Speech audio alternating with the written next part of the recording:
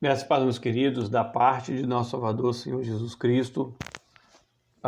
Louvado seja Deus por Ele ter nos dado mais uma oportunidade de estarmos aqui, frente a esse veículo de comunicação, para juntos estarmos meditando uma porção da Palavra de Deus.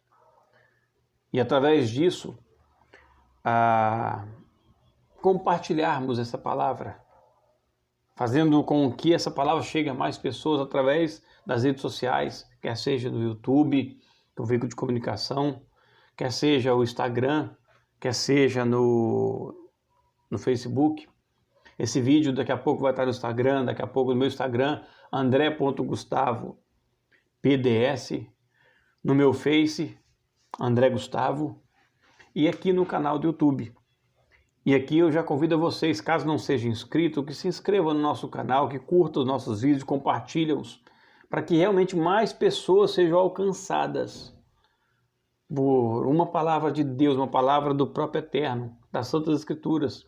Num tempo que, infelizmente, o analfabetismo bíblico tem crescido assustadoramente. Sim, analfabetismo bíblico, porque cada vez mais se lê menos a Bíblia, cada vez mais pregadores se distanciam da Santa Escritura, do Santo e Vivo Evangelho, trazendo um outro evangelho, um evangelho pragmata, um evangelho distorcido, como Paulo chama, um evangelho anátema, ou seja, maldito. Sim, porque nunca se pregou tanto uma palavra distorcida como tem se pregado hoje, distorcida da santa e bendita verdade. Meu nome é André Gustavo, estamos à frente do Ministério Além Fronteiras. Ministério esse, como eu sempre tenho dito, foi levantado por Deus como instrumento justamente para isso, para anunciar o santo e vivo Evangelho. Hoje, nesses pequenos minutos agora da tarde de quinta-feira, queremos compartilhar uma porção da Palavra de Deus que se encontra no livro de 2 Reis, capítulo 20, versículo 1. Segundo livro de Reis, capítulo 20, versículo 1. Apenas um versículo. Diz assim a palavra de Deus: Naqueles dias adoeceu Ezequias de morte, e o profeta Isaías, filho de Amós, veio a ele e lhe disse: Assim diz o Senhor, ordena a tua casa, porque morrerás e não viverás. Assim diz o Senhor, ordena a tua casa, porque morrerás e não viverás. Ezequias é o 13º rei de Israel, rei de Judá.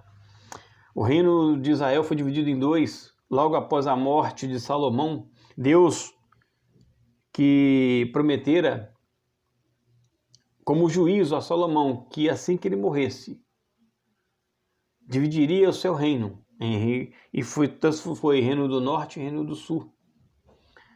Reino do sul, agora, isso foi dividido por conta de Salomão ter se desviado dos caminhos do Senhor, Salomão ter trilhado outros caminhos que não seja como seu pai, o caminho do Deus eterno.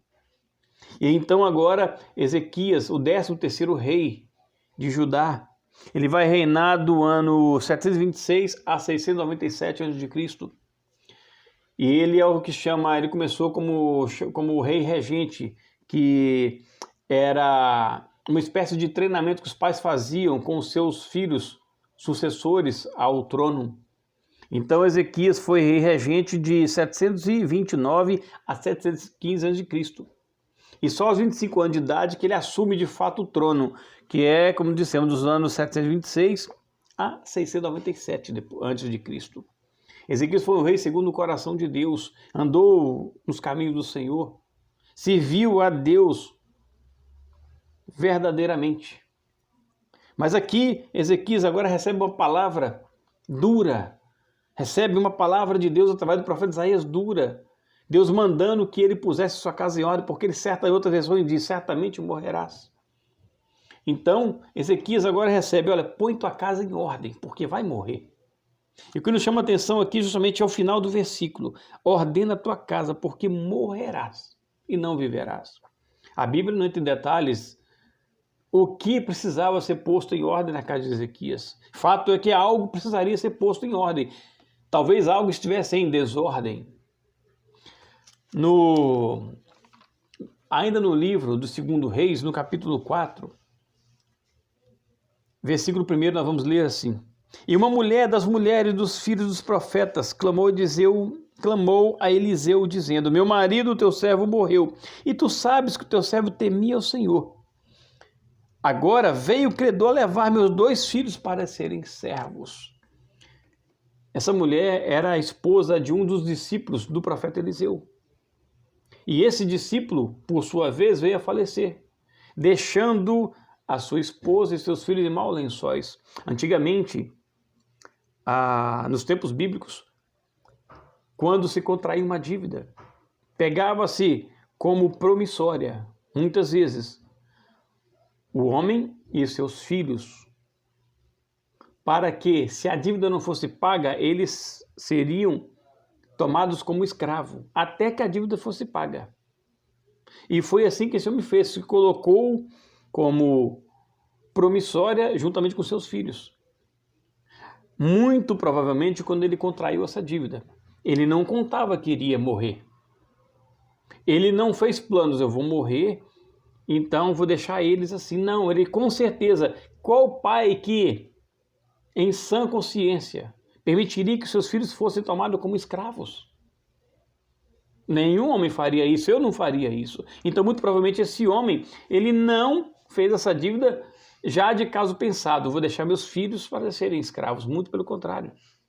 Fugiu ao controle dele o morrer.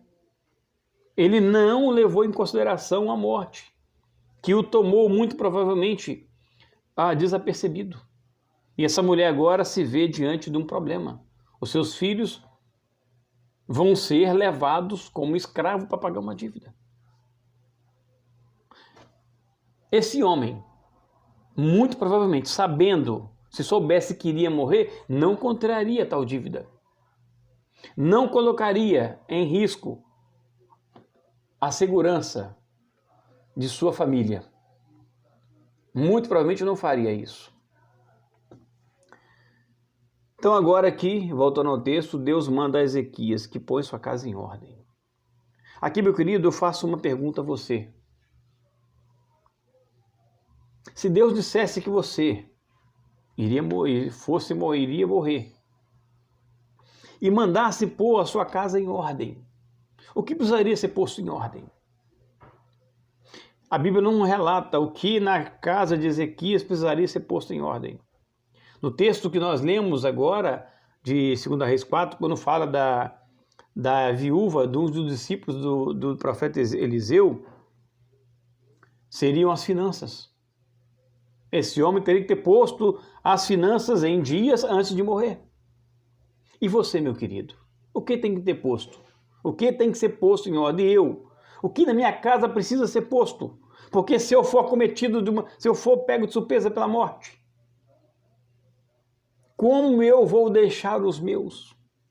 Sabe, nós planejamos muito festas, viagens e tal, planejamos e arquitetamos tudo, mas nenhum de nós coloca na balança o dia da morte. Porque ela pode chegar para qualquer um assim, de repente. Ela chegou aqui, ela chegou para esse homem. O Novo Testamento vai falar uma das parábolas de Jesus, que vai ser o rico insensato, em que ele vai dizer: olha, destruirei meus celeiros, construirei outros maiores ainda, para guardar todo a minha colheita. Aí Deus fala para ele: louco, essa noite te pedirão tua alma. O que tens preparado para quem será? Então, essa parábola, nós pegamos ela como exemplo. Esse homem iria ter sua vida ceifada logo à noite, e fazendo os planos para guardar isso, guardar aquilo. Meu querido, quando você vai a um velório, quando você vai a um enterro, e se você passear ao entorno ali, né, ao ver algumas lápides, vai ter nela um asteriscozinho e do lado uma cruz. O dia do nascimento, o dia da morte. Entre os dois existe um traço. Esse traço, ele exemplifica o tempo de vida daquele que jaz ali, naquele túmulo. Aquele que jaz no túmulo, aquele traço representou o tempo de vida que ele teve na terra. Uns muito curtos, outros mais ou menos, uns abastados de dias. Eu e você estamos nesse traço. Esse traço, Deus tem nos dado para que cuidemos daquilo que Ele pôs em nossas mãos para cuidar. É nesse traço que nós temos que colocar nossa vida em ordem. É nesse traço que temos que cuidar para que não sejamos pegos de surpresa. Talvez você precise pôr em ordem os seus relacionamentos, o seu relacionamento conjugal. Sim, o seu relacionamento conjugal talvez não está indo muito bem. Talvez está uma desordem. Seu relacionamento paternal, talvez você e seus filhos, ou você e seu filho, não tenham tido um bom relacionamento, precisa pôr em ordem. Talvez sim, como aquele homem, esposo daquela mulher que agora é viúva, o discípulo de Eliseu, ele com certeza precisaria pôr em ordem a sua vida financeira, talvez sua vida financeira está um caos. Talvez você entrou numa bola de neve e precisa parar e organizar. Não só porque podemos ser pegos de surpresa pela morte, mas porque precisamos administrar. Sim.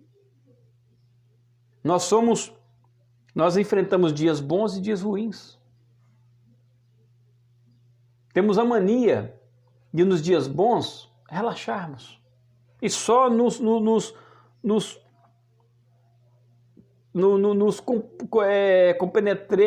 compenetrar na palavra de Deus, na oração, ou sabe, nos dias maus. Temos a mania de relaxar, ficar bem nos dias bons. Precisamos pôr em ordem a nossa vida. O que você precisa colocar em ordem nessa tarde? Faça uma reflexão. Faça uma lista do que você precisa organizar. E comece organizando aquilo que Deus, peça a Deus, Deus me mostre, Pai. Às vezes é a sua própria vida. Às vezes você está com a vida de ponta cabeça. Às vezes entramos em desertos, em túneis, em cavernas existenciais. Nos pegamos, às vezes, com os pensamentos todo bagunçados, não conseguindo raciocinar. Eu não sei o que você precisa pôr em ordem nessa tarde, mas fato é que Deus está nos chamando a colocar em ordem a nossa casa. Põe em ordem a tua casa. Põe em ordem aquilo que precisa ser posto. Peça a Deus direcionamento, peça a Deus discernimento. Pai, eu preciso. Às vezes você tem dificuldade de lidar em alguma área da sua vida, como eu já falei, quer seja conjugal, quer seja relacionamento fraternal, quer seja financeiro. Nos estudos, essa pandemia que nos acometeu, ela realmente bagunçou a vida de muitas pessoas. Você conversa com as pessoas, você percebe que estão todas meio aéreas, estão todas meio confusas.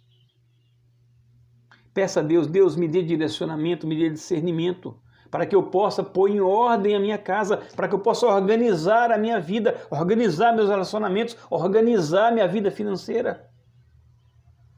Eu não sei o que você precisa pôr em ordem, mas fato é que Deus nos manda nessa tarde pôr em ordem a nossa casa. Meu querido, que essa palavra ela possa realmente trazer alento e luz aos nossos corações através do Espírito Santo de Deus. Mais uma vez convido a você, caso não seja ainda inscrito, inscreva-se no nosso canal, compartilhe os nossos vídeos, para que a palavra de Deus ela seja difundida, pregada, para que o reino de Cristo avance. Seja um instrumento nas mãos de Deus para que isso aconteça. Que Deus te abençoe e Deus te guarde. Até um próximo vídeo.